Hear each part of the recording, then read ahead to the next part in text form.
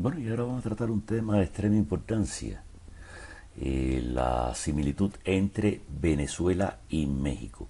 Y es que estamos viendo este problema de los populismos, la gente que analiza los populismos, etcétera, etcétera, pero tengo la impresión de que nunca se llega al fondo. Y el fondo consiste en entender que todos estos populismos surgen en el mismo momento en que la democracia ya está demostrada para el pueblo que ha fracasado. Las llaman democracias imperfectas, democracia qué sé yo, democracia qué sé cuándo, pero al final hay una realidad. Es decir, cualquier pueblo normal, cualquier hombre normal sobre el planeta Tierra desea estar viviendo en una democracia. Y entonces cuando desea no vivir en democracia, no es porque no desee la democracia.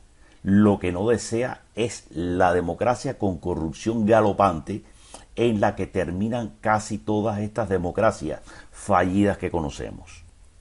Así pues, incluso buscando las alternativas, todos estos pueblos son engañados creyendo que sus mesías populistas los van a llevar a la democracia, no que los van a llevar a una dictadura. Y entonces, por lo tanto, por esa razón, por lo que las apoyan.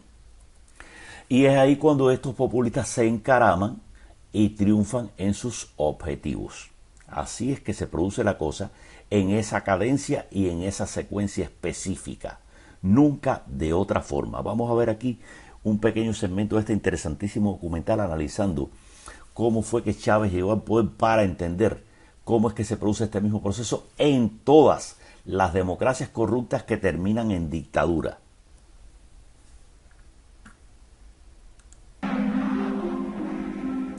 Con la finalidad de conformar un movimiento político que logre conquistar la presidencia de la República, el comandante Hugo Chávez, uno de los líderes de la asonada militar del 4 de febrero del año 92, se incorporó hoy a la vida cívica luego de que el presidente Rafael Caldera le otorgó la libertad. Esta generación militar que tomó el camino del sacrificio se forjó en el Fuerte Tiuna, en los cuarteles militares, va a demostrarle a los politiqueros venezolanos cómo se conduce un pueblo hacia el rescate de su verdadero destino.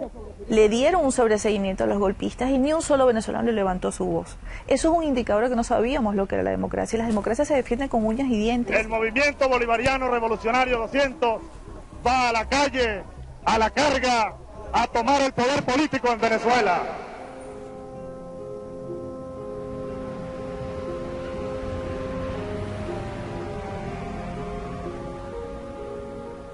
La democracia generó oportunidades, expectativas que implicaban un enorme desafío para las instituciones políticas y económicas y no se dio con la velocidad que estos millones de venezolanos que salían de la pobreza y que emergían en una vibrante clase media quería seguir ascendiendo y aspirando. Hugo Chávez entendió que había un pueblo muy desilusionado, que estaba harto de los políticos de siempre, que estaba harto de las oligarquías de siempre, que estaba harto de las élites de siempre. Puso en el centro de la conversación nacional a un grupo humano muy importante de los venezolanos que habían sido excluidos. El año que viene se ve esto horroroso y gracias a los gobernantes que es lo que nos han llevado a este extremo.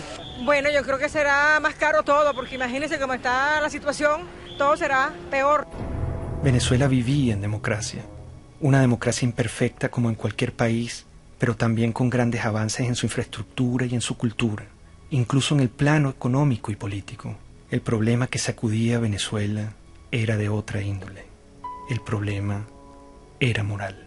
Empieza la declinación de la corrupción, el centralismo, la incompetencia, las élites que miraban desde atrás y querían obviamente servirse del gobierno, pero no querían servir en el gobierno. En mi opinión, fueron los empresarios venezolanos, fueron los medios de comunicación venezolanos y fue la cúpula política venezolana la que trajo a Chávez. Había un hartazgo con la clase política, había un hartazgo con los partidos principales, había un hartazgo con la dirigencia. Bueno, yo creo que el año próximo va a ser un poco difícil, puesto que la perspectiva que nos está dando el gobierno es porque vamos a tener que apretarnos más el cinturón de lo que tenemos.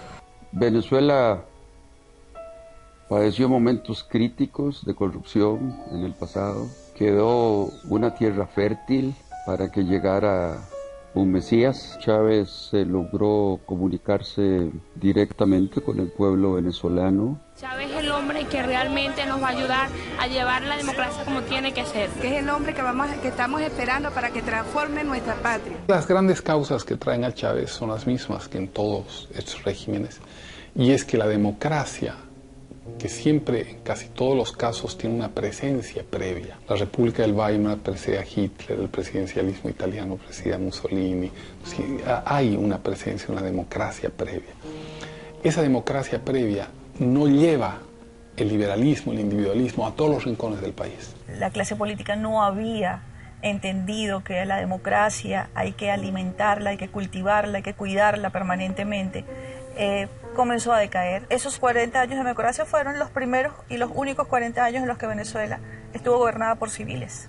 Un sistema democrático que logró una serie de avances de éxito para la población venezolana, pero en sus últimos años, yo diría en sus últimos 10, 15 años, empezó un debilitamiento. Y un debilitamiento que yo lo puedo identificar cuando empiezan los procesos de reelección presidencial.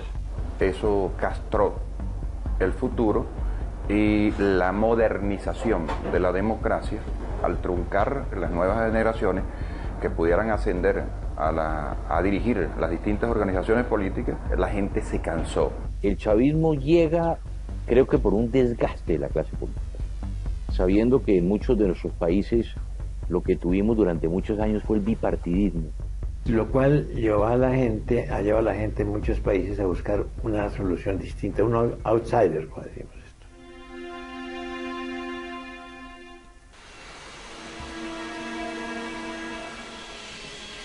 Hugo Chávez apenas salía de la cárcel viajó sospechosamente a La Habana, Cuba. Fue recibido con honores de jefe de Estado por Fidel Castro. Ahora, nuestro homenajeado de esta noche, el comandante Hugo Chávez. Cuba es un bastión de la dignidad latinoamericana y como tal hay que verla y como tal hay que seguirla y como tal hay que alimentarla. Y lo hizo.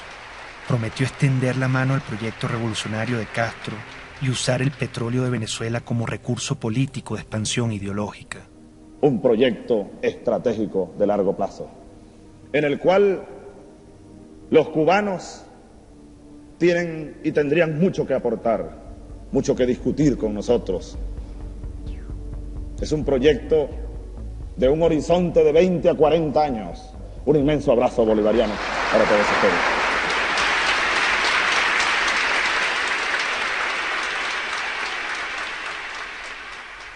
Veinte años más tarde, todo estaba claro. Ese era el Chávez que no quisimos ver ni escuchar. Hugo Chávez es una creación de Castro en un país que tiene el momento adecuado. Ya lo había intentado antes con la guerrilla, penetrar con la guerrilla, y va fracasando en muchos modelos.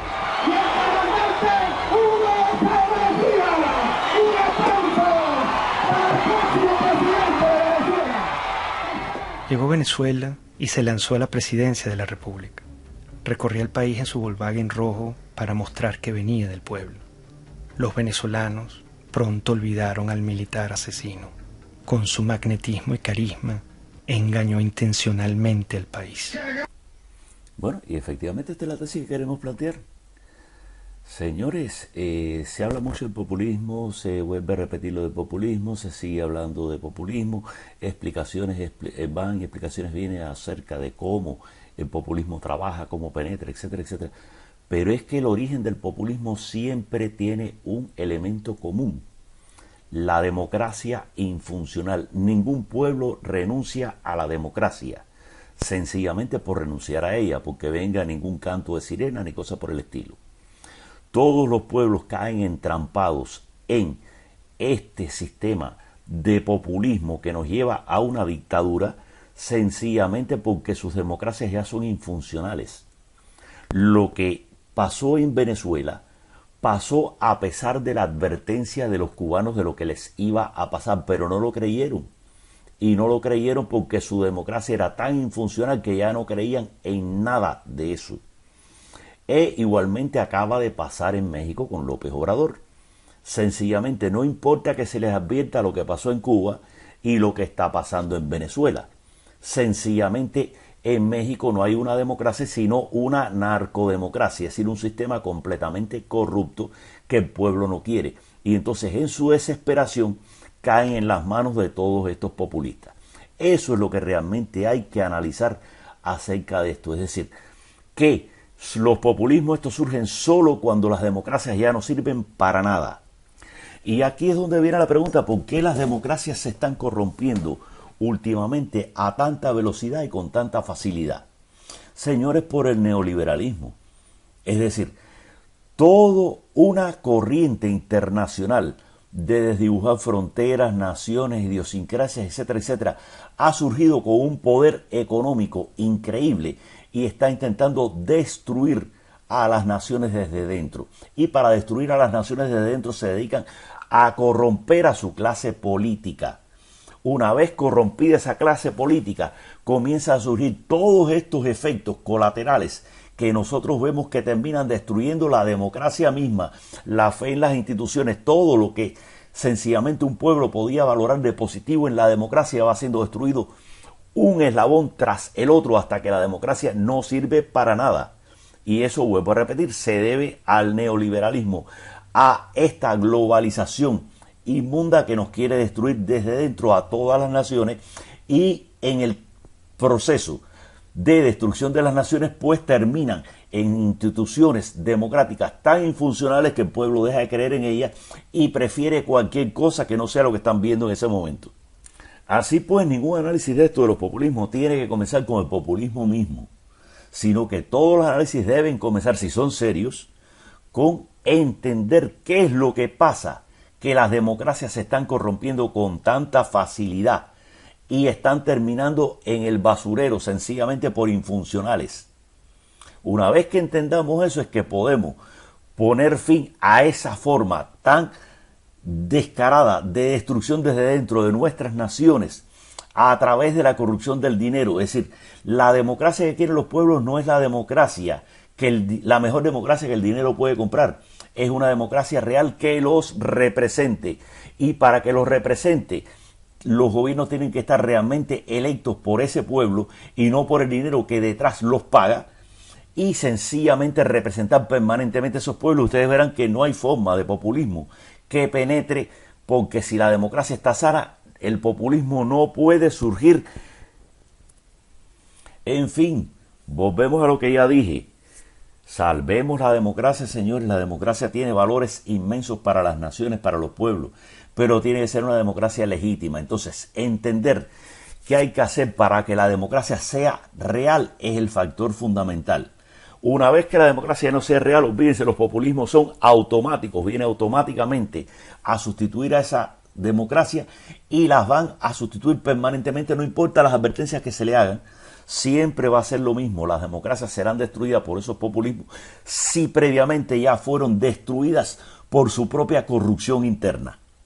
Es decir, en otros capítulos seguiremos, porque esto es un tema infinito, pero no nos alcanza un solo capítulo.